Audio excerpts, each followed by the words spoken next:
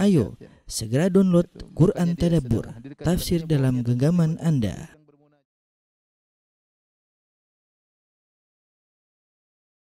Bismillahirrahmanirrahim. Assalamualaikum warahmatullahi wabarakatuh. Alhamdulillahi ala ihsani wa syukrulahu ala taufiqihi wa amtinani wa asyhadu an la ilaha illallah wahdahu la syarika lahu ta'ziman li sya'ni wa asyhadu anna Muhammadan abduhu wa rasuluhu da'ila ridwani. Allahumma shalli alaihi wa ala alihi wa ashabihi wa ikhwani.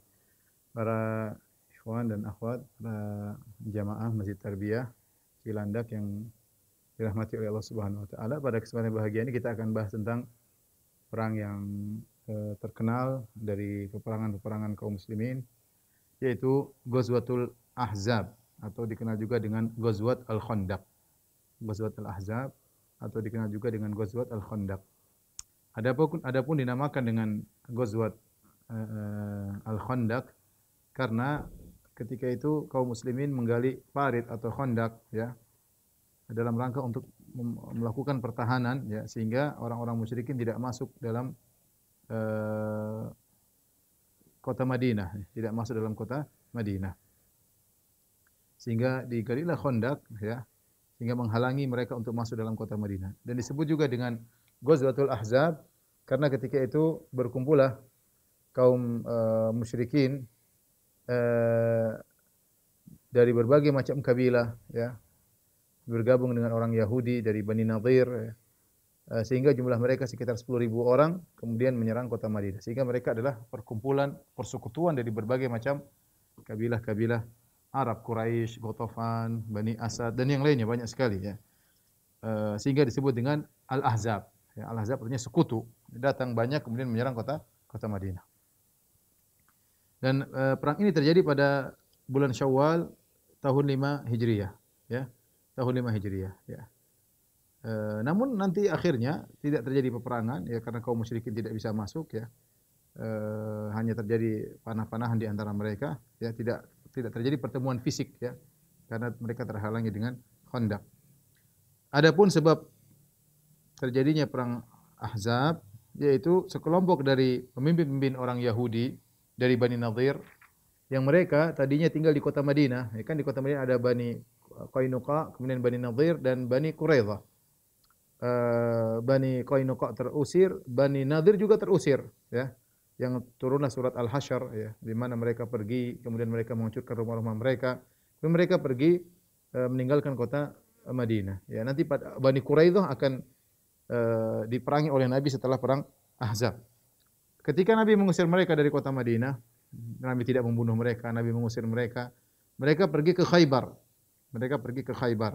Di antara orang-orang Yahudi tersebutlah Salam bin Mishkam, kemudian Salam bin Abil Huqaiq, kemudian Huyai bin Akhtab, yaitu bapaknya Safiyah, kemudian Kinanah ibnu Rabi' dan yang lainnya.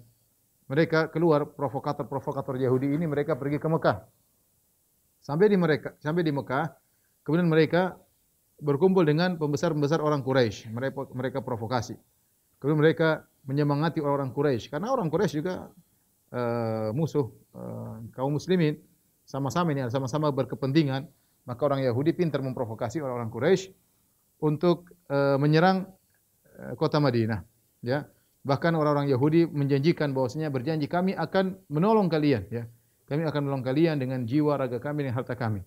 Ya. Dan kami akan bersama kalian sampai kami akan menghabisi Muhammad dan pengikutnya. Akhirnya orang-orang Quraisy tertarik dengan ajakan mereka. Kemudian orang-orang Quraisy ketika diajak untuk berperang, maka mereka bertanya kepada orang Yahudi. Sekedar pertanyaan. Ya ma'syara Yahud, wahai orang Yahudi sekalian. Innakum ahlul kitabi al-awwali. Kalian adalah ahlul kitab al-awwal ya. Kalian telah diberi Alkitab sebelum orang Islam. Wal ilm ya. Sebelum orang Islam, sebelum Nasara, kalian telah diberi Taurat. Bima asbahna nakhtalifu fihi nahnu Muhammad. Afadinuna khairun am dinuhu. Maka mereka bertanya kepada Yahudi, wahai orang Yahudi, coba kalian perhatikan, kami sekarang ribut sama Muhammad, orang Quraisy. Menurut kalian agama kami lebih baik atau agama Muhammad? Sekedar pertanyaan menguji, benar enggak orang-orang Yahudi benar-benar tolong orang-orang Quraisy? Maka orang Quraisy bertanya, ya, apakah agama kami lebih baik ataukah agamanya Muhammad? Maka orang-orang Yahudi dengan serta-merta berkata, bal dinukum khairun min dinihi. Agama kalian lebih baik daripada agamanya Muhammad. Kata mereka, agama kalian lebih baik daripada agamanya Muhammad. Wa antum aula bil haqqi minhu, dan kalian lebih di atas kebenaran daripada Muhammad, ya. Mereka bohong. Orang Yahudi tahu orang-orang musyrikin penyembah berhala di atas kesesatan. Bahkan sebelum Nabi sallallahu alaihi wasallam memproklamirkan diri sebagai seorang nabi, orang Yahudi sering bertengkar, sering berperang sama suku Aus, suku Khazraj sebelum mereka masuk Islam. Jadi mereka tidak suka dengan penyembahan terhadap berhala. Ya, mereka benci dengan kesyirikan dan mereka tahu bahwasanya orang-orang kota Mekah, orang-orang Quraisy penyembah berhala, dan mereka tahu itu adalah batil, kesyirikan. Tapi ketika orang-orang Quraisy tanya, mana lebih bagus, agama kami atau agamanya Muhammad? Agama penyembah berhala atau agama penyembah Allah? Maka orang-orang Yahudi demi untuk mengambil hati mereka, mereka berkata, antum lebih baik wahai orang-orang Quraisy, dan antum lebih utama di atas kebenaran daripada Muhammad. Akhirnya turunlah firman Allah Subhanahu wa taala menceritakan tentang pernyataan mereka tersebut. Kata Allah Subhanahu wa taala, "Alam tara ilal ladzina utu nasiban minal kitabi yu'minuna bil jibti wat taghut."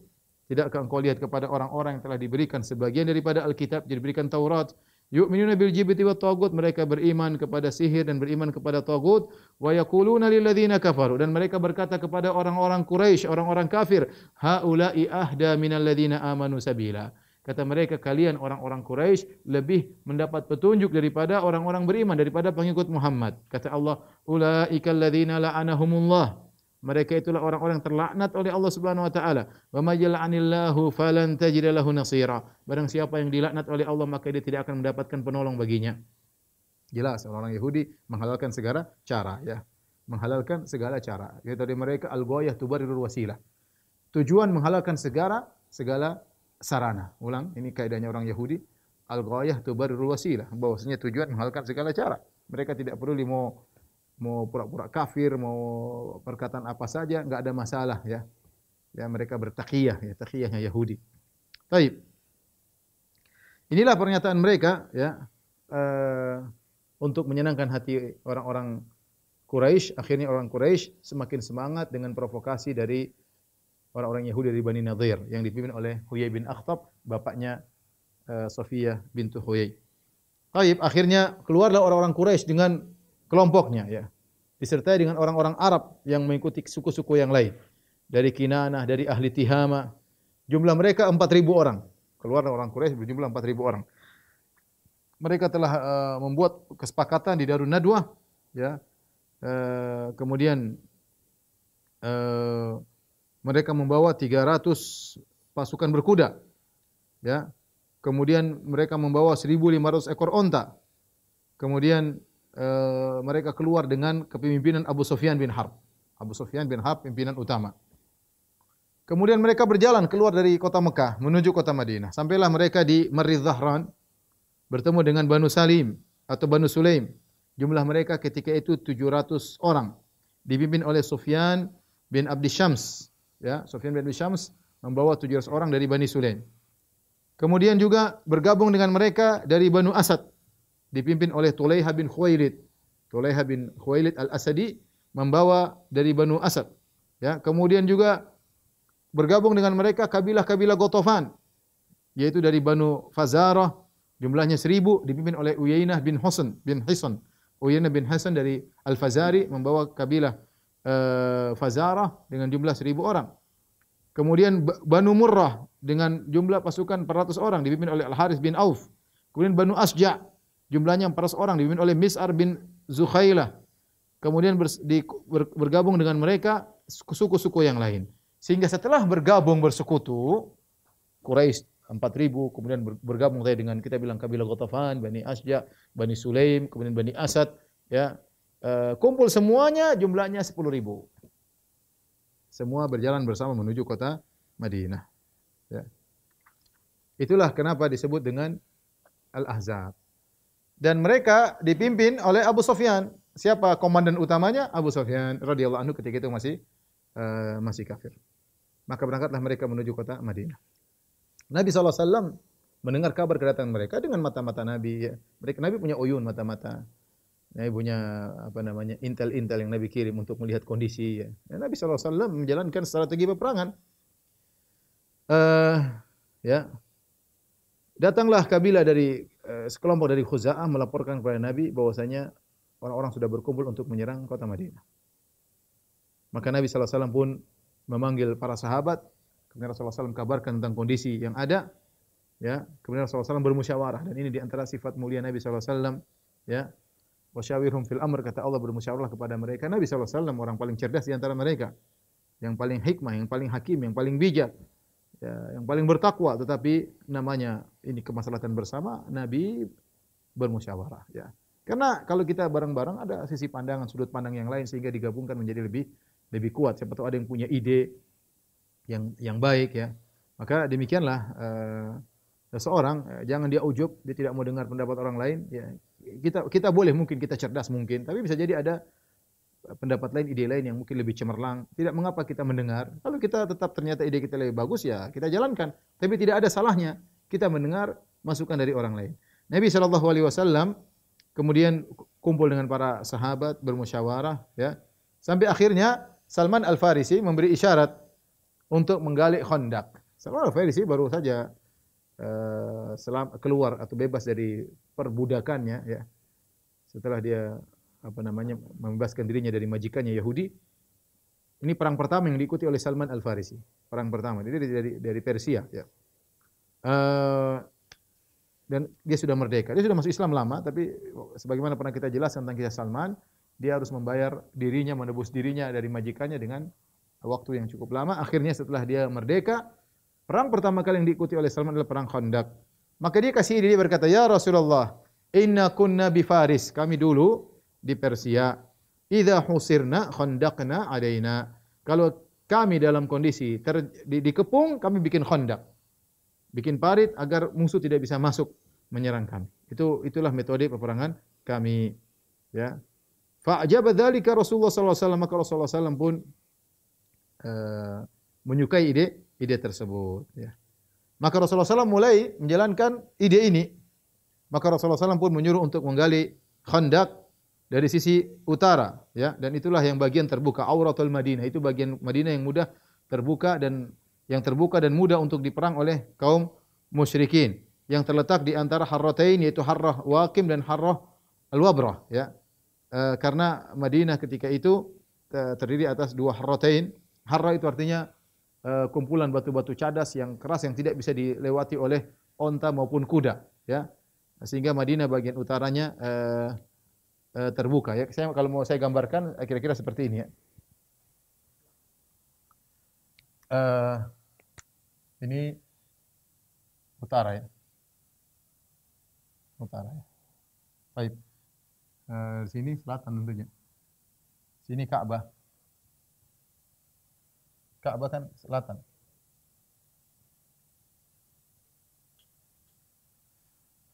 Baik, Madinah, ya, secara umum sederhananya ini Harrah, misalnya ini Harrah.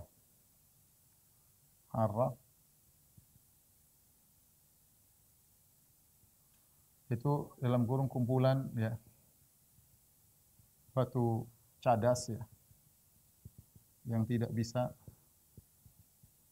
dipijak oleh onta dan kuda. Ya, di sini juga Harrah, ya, sama Harrah.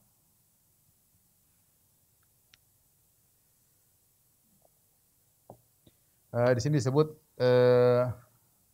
Harrah Syarqiyah, ya. Al-Harrah Syarqiyah.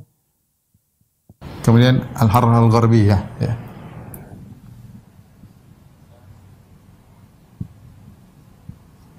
Ini bagian Harrah bagian barat.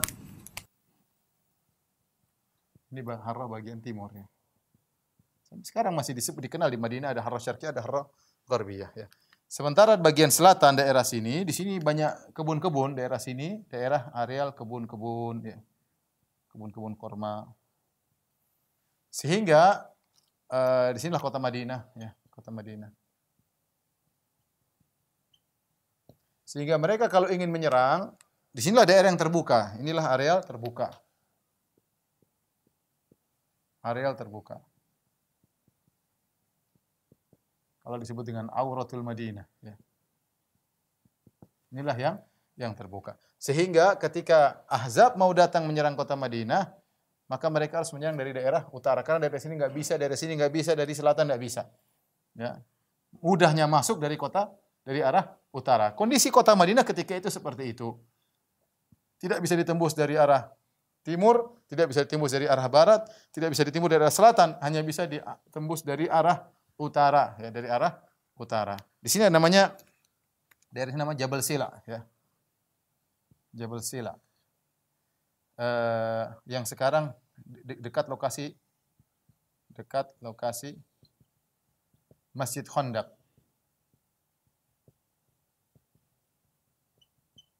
Ya, sekarang sudah dibangun Masjid Khandaq. Kaum muslimin bermarkas di sini. Dan kaum muslimin, Rasulullah SAW ketika menghadapi perang Khandaq, Rasulullah SAW berbicara dengan logis, ya. Bukan hanya kita akan beriman, kita pasti menang. Logikanya, pasukan kaum muslimin 3.000, ya. 3.000 orang, sekitar kurang lebih 3.000. Pasukan kaum musyrikin 10.000. Kurang lebih 10.000. Kemudian ini persenjataan terbatas. Terbatas. Ini persenjataan lengkap.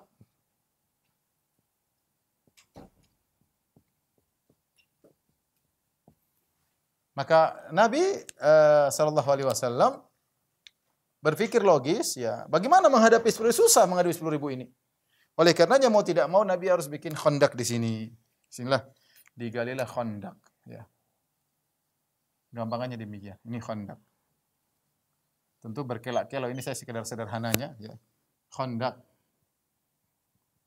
Buat apa? Agar orang-orang musyrikin tidak bisa masuk ke areal kota Madinah. Ya. Khandak ini, ya. Khandak ini, ya. Panjangnya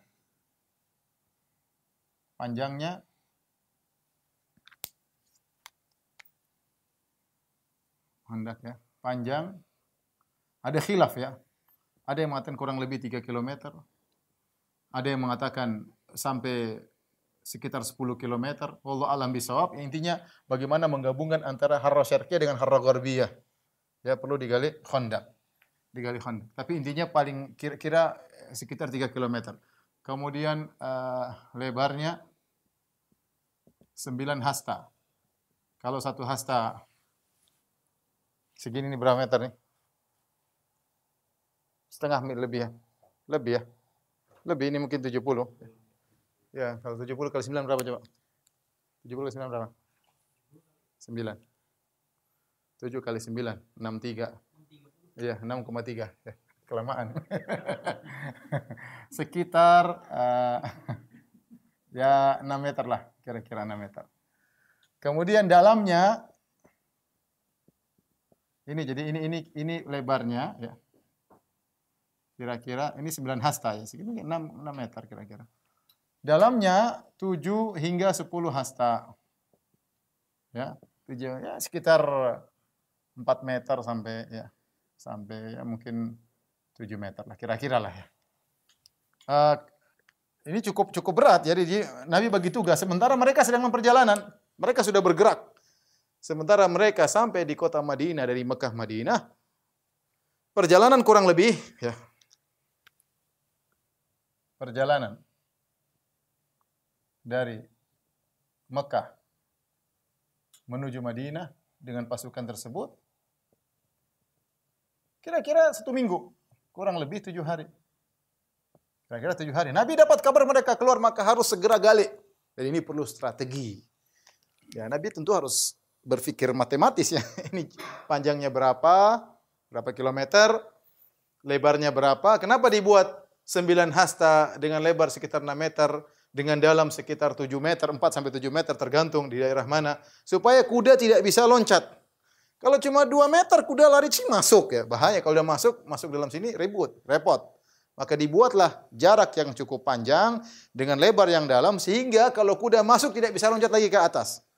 Ya, kalau dia masuk ke bawah tinggal dipanain oleh kaum muslimin. Ini kira-kira seperti itu ya. Jadi akhirnya dibagi tugas. Ada sebagian ulama mengatakan dibagi 10 orang gali berapa, ditugaskan oleh Nabi karena ini kalau kita bilang kerjaan harus selesai.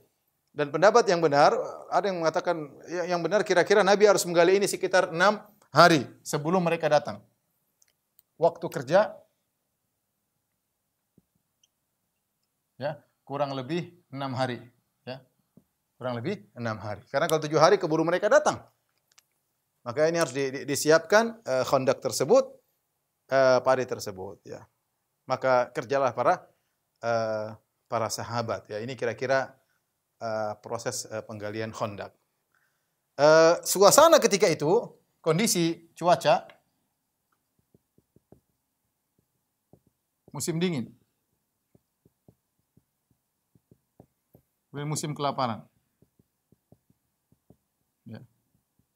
Kemudian harus kerja siang malam menggali parit dengan jarak berkilo-kilo dengan lebar 6 meter dalam sekitar 4 sampai 7 meter. Dan ini pekerjaan yang sangat sangat berat harus dikerjakan para sahabat sebelum kaum musyrikin sampai ke kota Madinah. Mulailah para sahabat menggali dan menggali. Taib. Mulailah para sahabat menggali di musim dingin ya. Dan Rasulullah SAW terjun langsung menggali. Rasulullah SAW pemimpin tapi dia tidak cuma asal ngomong ya. Ya, tapi dia turun kerja. Rasulullah SAW ikut turun kerja ya. Beliau mengangkat tanah ya, memberi motivasi kepada kaum muslimin ya. Al-Imam Al-Bukhari Imam Muslim meriwayatkan dari Anas bin Malik radhiyallahu ta'ala anhu, beliau berkata, kharaja Rasulullah sallallahu alaihi wasallam ila al-Khandaq. Rasulullah SAW keluar menuju Khandaq. Fa idzal muhajiruna wal ansar yahfiruna fi ghadatin baridah. Tiba-tiba ya karena 6 hari Rasulullah ngecek, Rasulullah ikut kerja, Rasulullah ngecek, Rasulullah ikut kerja. Pagi hari tiba-tiba Rasulullah SAW melihat para sahabat sedang menggali di waktu pagi yang dingin, di waktu subuh yang dingin. Mereka tidak punya budak-budak untuk disuruh ya, untuk mengerjakan pekerjaan. Tatkala Nabi SAW melihat keletihan yang dirasakan oleh para sahabat di musim dingin, kemudian kelaparan yang dirasakan oleh para sahabat, maka Rasulullah SAW berkata, Allahumma innal aisha aishul akhirah, faghfir lil ansari wal muhajirah. Ya Allah, sungguhnya kehidupan yang sungguhnya adalah kehidupan akhirat. Ampunilah kaum Ansar dan kaum Muhajirin. Ya. Ini perkataan Nabi yang luar biasa. Allahumma innal aisha aishul akhirah. Ya, faghfir lil ansari wal muhajirah. Ampunilah kaum Ansar dan kaum Muhajirin. Ya. Sampai sebagian ulama mengatakan kalau kita terpesona dengan dunia atau kita melihat dunia dalam kondisi sulit, maka ucapkan lain innal aisha aishul akhirah. Sungguhnya kehidupan yang sungguhnya kehidupan akhir, bukan kehidupan yang sekarang. Kalau Anda susah, sabar, ini bukan kehidupan yang sungguhnya. Kalau Anda melihat orang dalam kehidupan mewah, bilang ini bukan kehidupan yang sungguhnya. Ya. Agar kita ingatkan diri kita, innal aisha aishul akhirah. Sungguhnya kehidupan yang sungguhnya adalah kehidupan akhir. Sehingga kita tidak tergiur dengan dunia yang dimiliki oleh orang lain dan kita tidak terlalu bersedih dengan kesulitan yang kita hadapi. Ya. Kita ingatkan diri kita, ingatkan keluarga kita, innal aisha aishul akhirah. Kehidupan yang sungguhnya adalah kehidupan akhirat. Ya, karena banyak hal yang buat kita lalai dalam kehidupan dunia ini ya. Ketika Nabi SAW berkata kepada para sahabat, Allahumma innal aisha aishul akhirah warfar faghfiril ansaril wal muhajirah. Ya Allah, kehidupan yang sungguhnya kehidupan akhirat. Ampunilah kaum Ansar kaum Muhajirin. Maka para sahabat yang sedang bekerja menggali khandak, maka mereka kemudian berkata kepada Nabi SAW dengan syair mereka, Nahnu alladhina baya'u Muhammadan alal jihadi ma baqina abada. Kamilah yang telah membaiat Muhammad untuk berjihad selama kami masih hidup. Kami akan berjihad menemani Nabi selama kami masih hidup. Al-Imam Al-Bukhari Imam Muslim juga meriwayatkan dari Al-Bara' bin Azib radhiyallahu anhuma. Beliau berkata, "Lamma kana yaumul ahzab," tatkala perang Khandaq. Wa khandaqa Rasulullah sallallahu alaihi wasallam. Rasulullah sallallahu ikut menggali parit. Ra'aituhu yanqulu min turabil khandaq.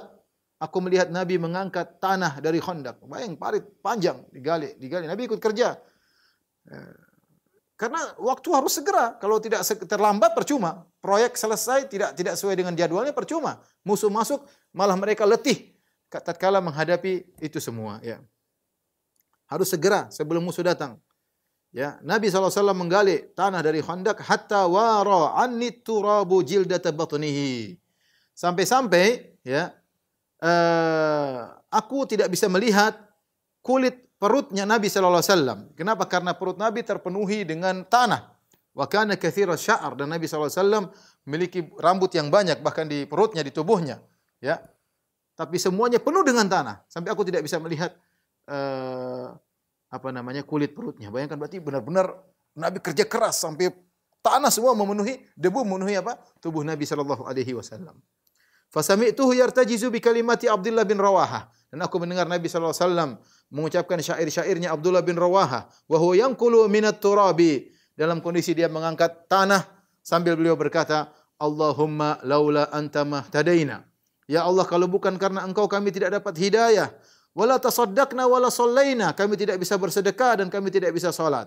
Fa anzilan sakinatan alaina, ya Allah turunkanlah ketenteraman bagi kami. Wa tsabbitil aqdama illa qaina, ya Allah kuatkanlah kaki kami ketika kami bertemu musuh. Innal ula qad bagau alaina, sungguhnya mereka telah berbuat zalim kepada kami orang-orang Quraisy. Wa in aradu fitnatan abaina, kalau mereka ingin fitnah, kami tidak ingin fitnah tersebut, kami akan menghadapi mereka. Thumma yamudu sautahu bi akhiriha, di akhir syair Nabi berkata, wa in aradu fitnatan abaina. Abaina, ya.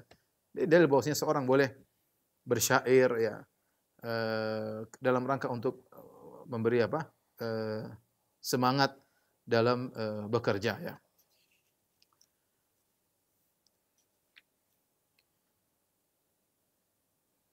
Para ikhwan dan akhwat yang dirahmati oleh Subhanahu wa taala, ya. Lihatlah bagaimana para sahabat bekerja dengan giat, ya. Ya. Kemudian Rasulullah SAW memberi semangat kepada mereka dengan mengucapkan Allahumma la aisha illa aishul akhirah, ya Allah tidak ada kehidupan sungguhnya kecuali kehidupan akhirat. Faghfir lil muhajirina wal ansar, dan berilah ampunan kepada orang-orang muhajirin dan orang-orang ansar. Ketika mereka sedang menggali Khandaq, ya, mereka mengalami rasa lapar yang sangat berat, ya. Karena saya katakan tadi di musim dingin, kemudian makanan tidak ada, kemudian harus kerja keras siang malam, harus segera sebelum musuh datang, ya. Al-Imam Al-Bukhari, ya, dan disebut dalam hadis-hadis, begitu saking mereka laparnya, mereka mengikat perut mereka dengan batu, agar batu terikat sehingga rasa melilitnya perut tidak begitu kerasa karena diikat dengan kuat, sampai bukan cuma dengan kain mereka ikat dengan batu, dan Nabi SAW juga mengikat perutnya dengan batu, ya, saking kelaparan yang mereka rasakan.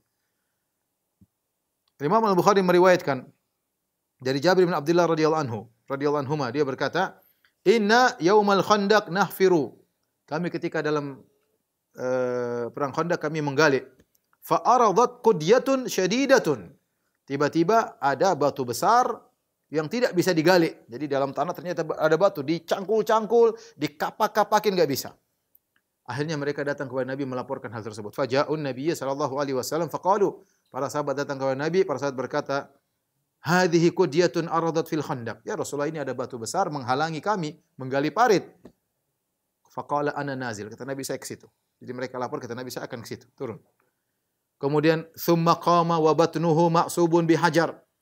Kemudian Nabi pun berdiri, kami lihat ternyata perut Nabi terikat dengan batu. Subhanallah, bukan cuma para sahabat yang mengikatkan perut mereka dengan batu. Rasulullah SAW ikat perutnya dengan batu. Ya ikhwan, ini orang-orang terhebat di alam semesta, ya, Nabi dan para sahabatnya, orang-orang termulia di sisi Allah Subhanahu wa taala.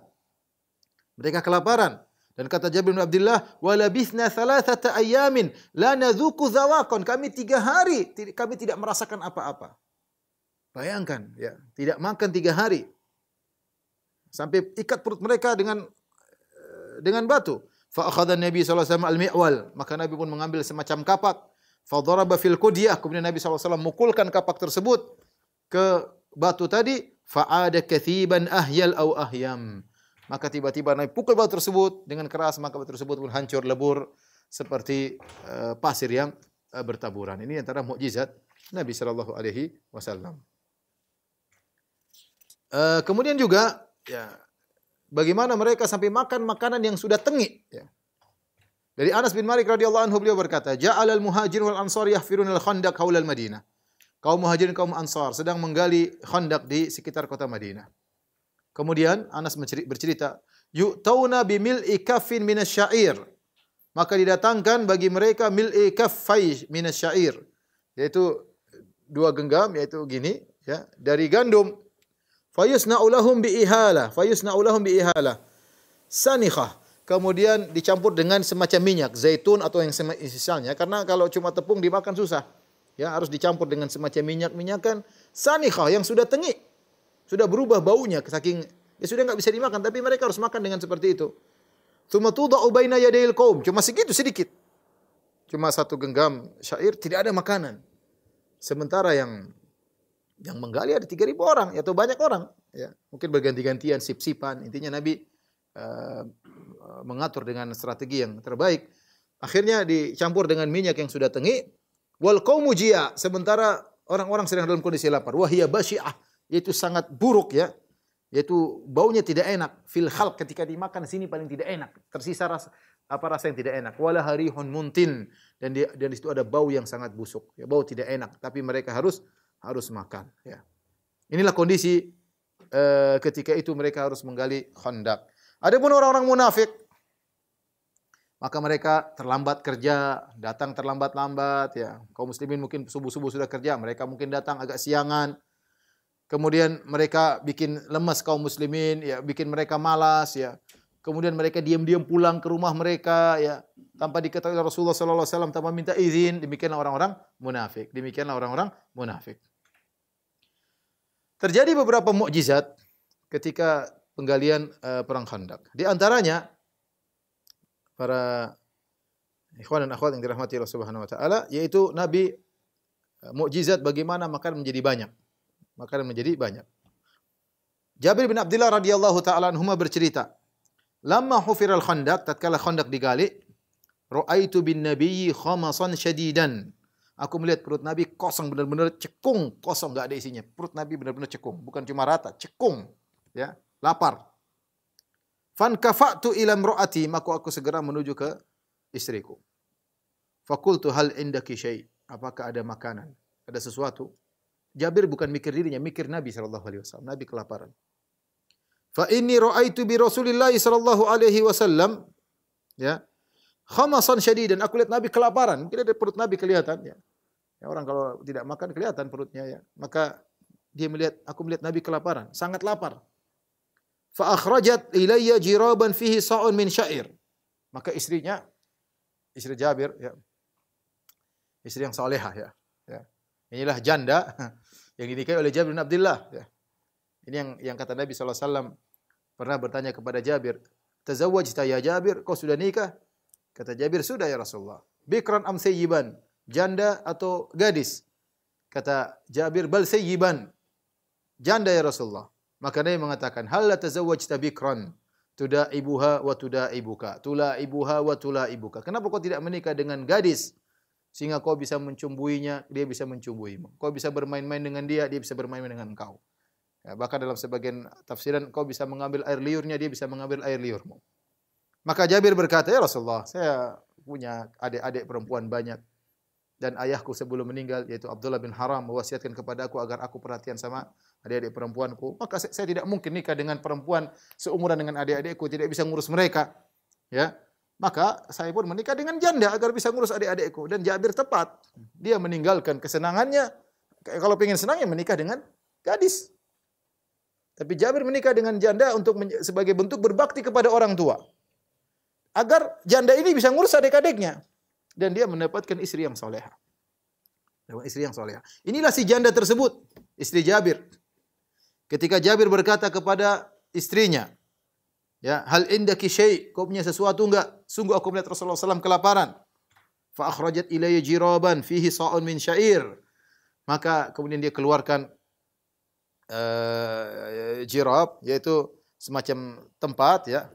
Isinya 1 sa' gandum. 1 sa' itu ya 1 sa' ukuran bayar zakat, ya. Ukuran bayar zakat ya kira-kira 2,5 kilo. Kalau beras ya kira-kira seukuran gitulah. Volume 1 sa'. Isinya gandum. Kemudian dia berkata, "Walana buhaimatun dajin." Fadzabahtuha, kata Jabir, dan kami punya buhaimah. Buhaimah itu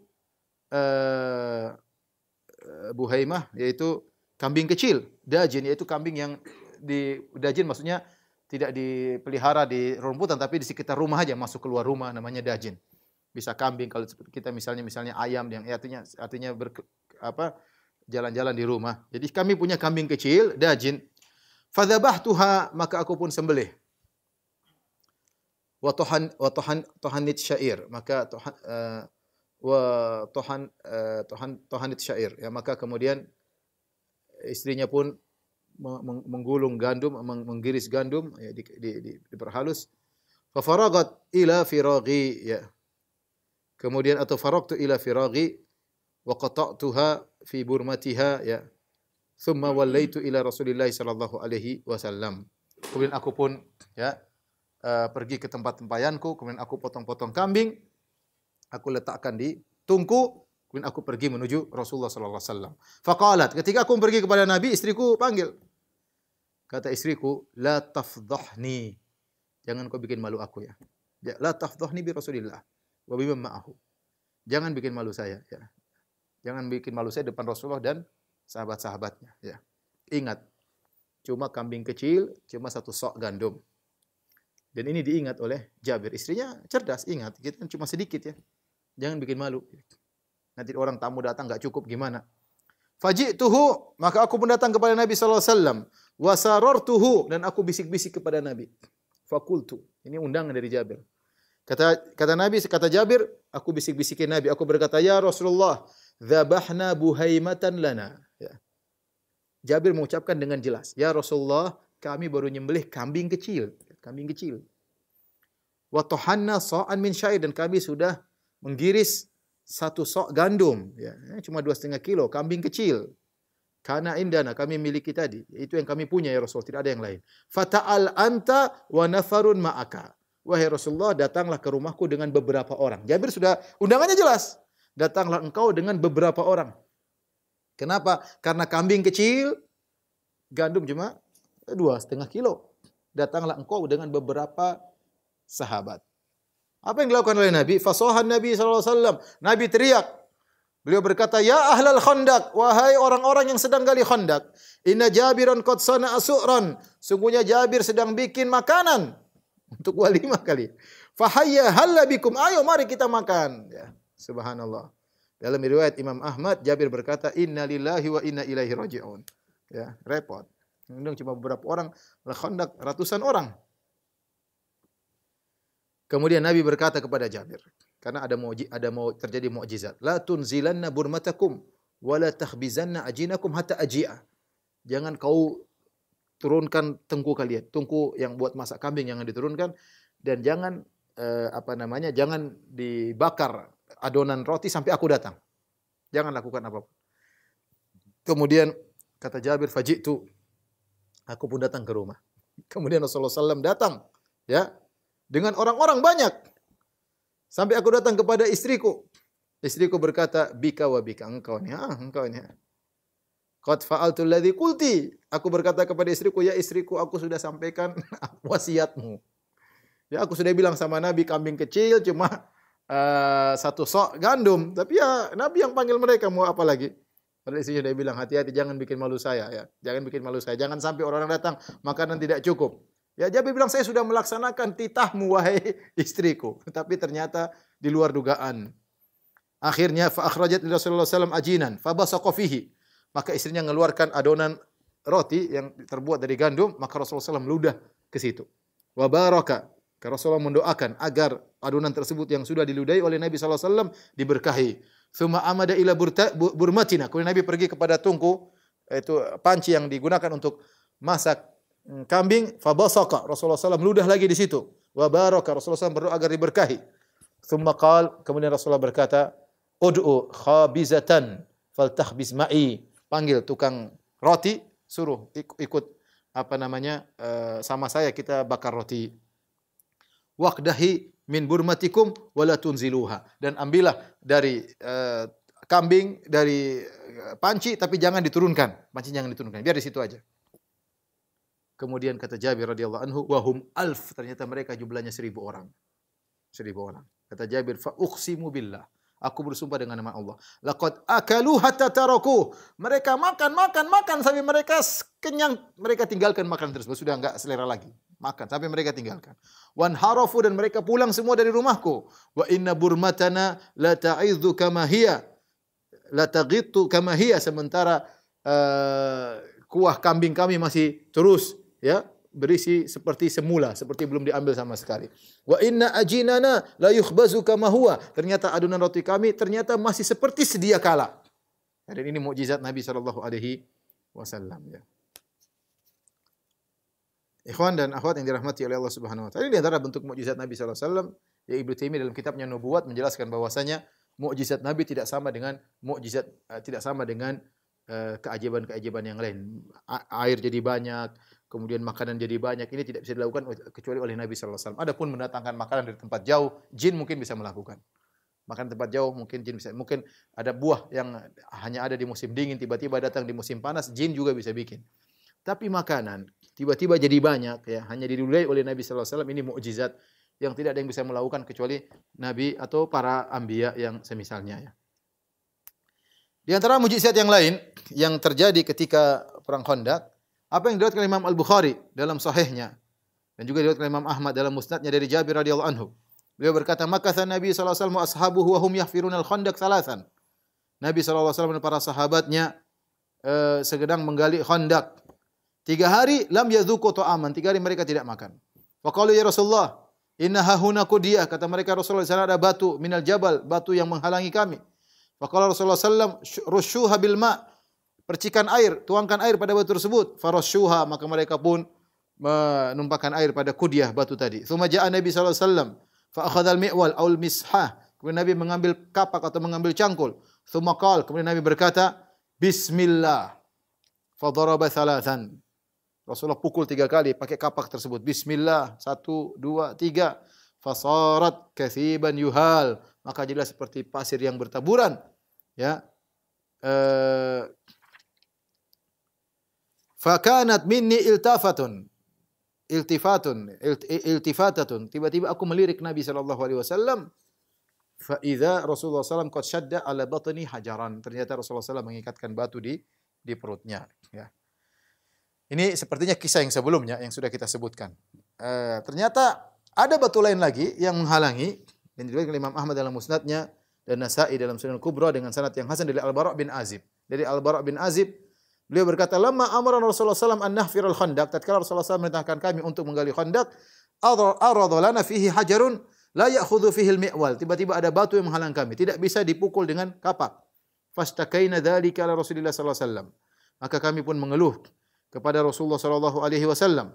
Ya. Kami tidak bisa menghilangkan batu tersebut. Fa'alqa thawbahu, maka Nabi melepaskan selendangnya, wa akhadhal mi'wal, kemudian Nabi mengambil kapak, wa qala bismillah, kemudian Nabi mengatakan bismillah, fa daraba darbatan, Nabi pukul sekali, fa kasara thulutsa sakhrah, maka sepertiga batu pecah. Kemudian Rasulullah berkata, ketika sepertiga batu pecah, Rasulullah berkata, Allahu Akbar. U'titu mafatihah Syam, aku telah diberikan kunci-kunci kota negeri Syam. Wallahi inni la ubsiru qusurahal humra al-ana min makani hadha. Sungguh aku sekarang di tempat ini aku melihat istana-istana negeri Syam yang berwarna merah. Ya. Tsumma daraba ukhra, kemudian Nabi pukul kedua kali. Wa qala bismillah. Wa kasara thulutsan akhar, sepertiga batu pecah lagi. Rasulullah SAW berkata, Allahu Akbar. U'titu mafatihah Faris, aku diberikan kunci-kunci perbendaharaan negeri Persia. Wallahi inni la ubsiru qasral madain al-abyad al-an. Sungguh sekarang aku di sini sedang melihat istana-istana al-madain milik orang-orang Persia yang berwarna putih. Tsumma daraba tsalitsata, kemudian Nabi pukul ketiga kali. Wa qala bismillah, kata Nabi bismillah, faqata al-hajar, akhirnya hancur semua batu. Kemudian Nabi berkata, Allahu Akbar. U'titu mafatihal Yaman, aku diberikan kunci-kunci negeri Yaman. Wallahi inni la ubsiru baba Son'a, sekarang aku melihat pintu Son'a dari sini. Ya. Dan ini di antara mukjizat Nabi sallallahu alaihi wasallam ya. Adapun orang munafik ketika mereka melihat Nabi melakukan dengan pukul batu kemudian mengatakan aku akan diberikan kunci-kunci negeri Syam dan aku akan diberikan negeri Persia dan aku akan diberikan negeri Yaman. Mereka tertawa ya. Mereka berkata, "Ala ta'jabuna yuhadditsukum wa yumannikum wa ya'idukum bil batil?" Tidak kalian heran lihat itu Muhammad, ya, ngomong dengan kalian, bikin angan-angan bagi kalian, ya, menjanjikan kebatilan, yukhbirukum annahu basara min Yathrib qusural Hira wa madain Kisra wa annahu tuftahu lakum wa antum tahfirun al-khandaq wa la tasin anta beruzu. Kalian dijanjikan oleh Muhammad, katanya dari kota Madinah dia melihat istana negeri Syam, dia melihat istana Persia, ya, dan akan diberikan kepada kalian. Sementara kalian sekarang sedang kelaparan, gali khandaq ini yang benar aja. Mau pergi aja enggak berani, ya. Dikepung oleh orang-orang atau tidak mampu untuk nampak kalian dalam kondisi demikian, dalam kondisi sulit. Sekarang ngaku-ngaku akan menguasai Persia dan yang lainnya, ya. Jadi mereka mentertawakan Nabi sallallahu alaihi wasallam. Namun itu adalah janji Rasulullah sallallahu alaihi wasallam, akhirnya terbukti, ya. Belum sampai seperempat abad, ya. Ternyata semuanya telah dikuasai. Pada tahun 14 Hijriah, ya, yaitu setelah 19 tahun dari kejadian ini, ya, maka terjadilah perang Yarmuk yang dahsyat yang dipimpin oleh Khalid bin Walid. Di situ Romawi terkalahkan dan akhirnya dibukalah negeri Syam untuk kaum muslimin. Terbukti, ya, apa yang dikatakan oleh Nabi sallallahu alaihi wasallam. Pada tahun 15 Hijriah, yaitu sekitar 20 tahun setelah Nabi ngomong ketika di perang Khandaq, maka terjadilah perang Al-Qadisiyah, perang yang sangat dahsyat dipimpin oleh Sa'ad bin Abi Waqqas. Situ Persia dikalahkan, akhirnya negeri-negeri Irak dikuasai oleh kaum muslimin. Taib, Nabi SAW terus melanjutkan penggalian Khandaq, ya. Para ulama khilaf tentang berapa lama mereka menggali Khandaq, ya. Ibnu Sa'ad dalam tabaqatnya mengatakan mereka menggali Khandaq 6 hari. Adapun Musa bin Uqbah dalam maghazinya mengatakan sekitar 20 hari. Tapi ini jauh. Saya bilang karena perjalanan dari orang Quraisy menuju ke Madinah sekitar 7 hari, 7-8 hari. 7-8 hari, ya. Menempuh perjalanan sekitar 450 km, ya. Sehingga Nabi sallallahu alaihi wasallam harus menyelesaikan pekerjaan Khandaq dalam waktu 6 hari. Al-Waqidi mengatakan 24 hari, ya. Di Raudhah An-Nawawi berkata 25 hari, ya. Ada yang mengatakan sebulan. Yang benar wallahu alam bisawab sekitar 6 hari, ya. Wallahu alam bisawab. Kemudian akhirnya kaum musyrikin sampai ke kota Madinah, ya. Kaum musyrikin sampai ke kota Madinah. Ketika mereka masuk kota Madinah, mereka dikagetkan dengan adanya Khandaq, ya. Ini mereka tidak duga sebelumnya, ya. 10.000 pasukan datang ingin menyerang kota Madinah, ya. Ternyata mereka dikagetkan dengan adanya Khandaq. Dan Allah mengkabarkan tentang mereka, "Idz ja'ukum min fawqikum wa min asfala minkum." Tatkala datang dari atas kalian dan dari bawah kalian. Musuh mengepung kalian. Dari atas kalian maksudnya dari orang-orang Quraisy bersama kabilah-kabilahnya semua 10.000. Dari bawah kalian maksudnya dari jantung kota Madinah, dari daerah selatan ada orang-orang Yahudi, yaitu dari Bani Quraidah, ya. Jadi kalau kita gambarkan, ya, daerah sini ada daerah sekitar sini ada kabilah Quraidah, ya. Suku Yahudi. Mereka ada sekitar kurang lebih 700, ya. 700 sampai 1.700 pasukan, ya, kira-kira, ya. Nanti akan kita jelaskan insyaallah. Dan ini berbahaya, ya. Jadi kondisi Khandaq ini sangat berbahaya. Dari atas 10.000, dari bawah ada sekitar 700 orang. Kemudian para sahabat ketika mereka menggali Khandaq, ya, kemudian tentu hasil galian tersebut mereka sebagian ulama mengatakan mereka kumpulkan di sini. Jadi mereka kumpulkan hasil galian di bibir Khandaq ini. Jadi di sini ada tumpukan, ya, ada tumpukan bekas galian, ya, sebagai tempat persembunyian kaum muslimin ketika menyerang pasukan kaum musyrikin dengan panah-panah mereka. Taib, ikhwan dan akhwat yang dirahmati Allah Subhanahu wa taala, mungkin sampai di sini dulu. Insyaallah pekan depan baru kita jelaskan bagaimana terjadinya perseteruan atau peperangan antara kaum musyrikin dengan kaum muslimin pada pertemuan depan insyaallah taala. Demikian apa yang saya sampaikan, kalau saya mohon maaf. Wabillahi taufiq wal hidayah. Assalamualaikum warahmatullahi wabarakatuh.